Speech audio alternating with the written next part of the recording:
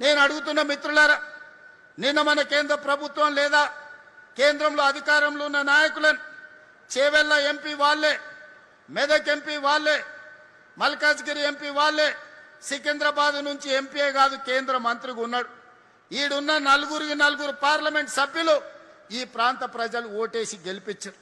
తెలంగాణ నుంచి 8 మంది ఎంపీలను ఇస్తేనే నరేంద్ర మోడీ గారు ప్రధానమంత్రి అయింది.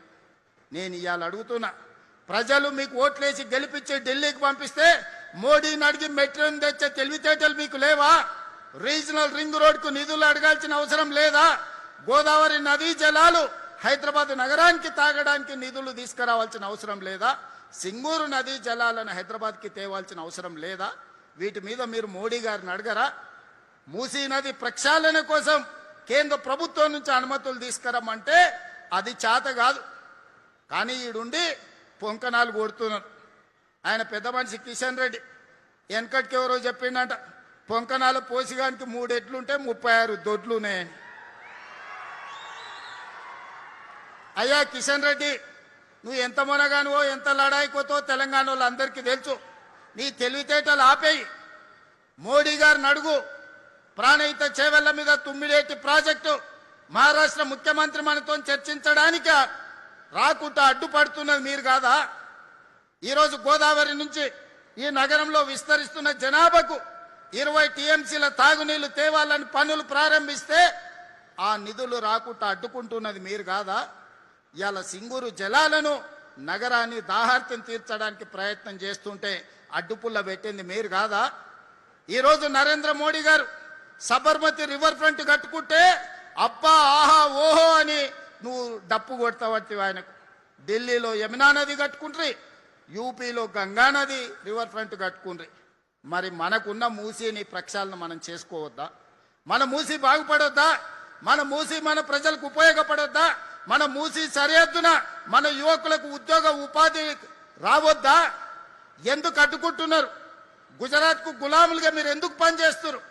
గుజరాత్ అభివృద్ధి చేసుకోవడం నరేంద్ర మోడీ బాధ్యత అయితే తెలంగాణ హైదరాబాద్ నగరాన్ని అభివృద్ధి చేయాల్సిన బాధ్యత కిషన్ రెడ్డికి, ఈటెల రాజేందర్కు, విశ్వేశ్వర రెడ్డికి, రఘునందన్ రావుకి లేదా అని నేను అడుగుతున్నా.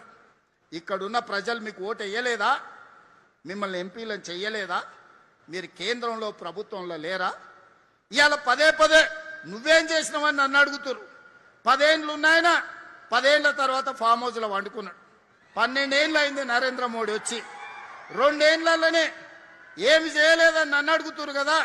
అసెంబ్లీకి రాండి, 10 ఏళ్లలో ఆయన ఏం చేసిండో, 12 ఏళ్లలో మోడీ ఏం చేసిండో, 2 ఏళ్లలో నేనేం చేసిండో నేను చర్చ పెడతా. మా పిఎస్సి చైర్మన్ అరకపూడి గాంధీ గారితోనే నేను సమాధానం ఇప్పిస్తా. 2 ఏళ్లలో ఏమేమి పనులు చేసినో, ఏమేమి విధాన నిర్ణయాలు చేసినో, ఏ విధంగా మన రాష్ట్ర అభివృద్ధి కోసం ప్రణాళికలు సిద్ధం చేసినో అసెంబ్లీలో 4 రోజులు దీని మీదనే చర్చ పెడతాం. మీరు రాండి, చర్చ చేద్దాం. ఇలా తప్పించుకోవడం మీ చేతనే అవుతుంది అనుకుంటున్నాం.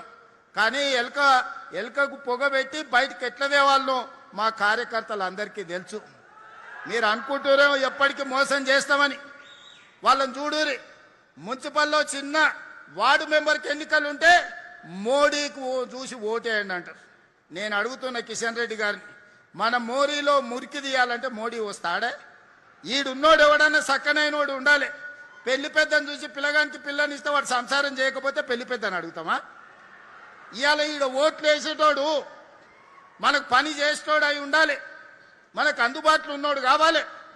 మన సమస్యలు తెలిసినోడు కావాలి. అందుకే మీరు అరకపూడి గాంధీ గారిని 2014, 2018, 2023 3 సార్లు హ్యాట్రిక్ గెలిపించిందంటే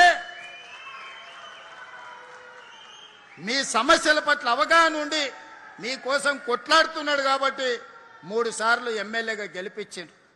అందుకే ఈనాడు ఎప్పుడు కలిసినా ఈ శేర్లింగంపల్లి నియోజకవర్గంలో రోడ్ల గురించి, తాగునీటి సమస్య గురించి, ట్రాఫిక్ జామ్ల గురించి ఎప్పుడు మాట్లాడుతుంటాడు. బస్సుల గురించి వారు అడిగినారు. తొందరలోనే గాజుల రామారంలో 100 ఎకరాలలో అంతర్జాతీయ బస్ టెర్మినల్ని కట్టుకోబోతున్నాం. ఆల్రెడీ ఆర్టీసీకి 100 ఎకరాల భూమిని కేటాయించినాం.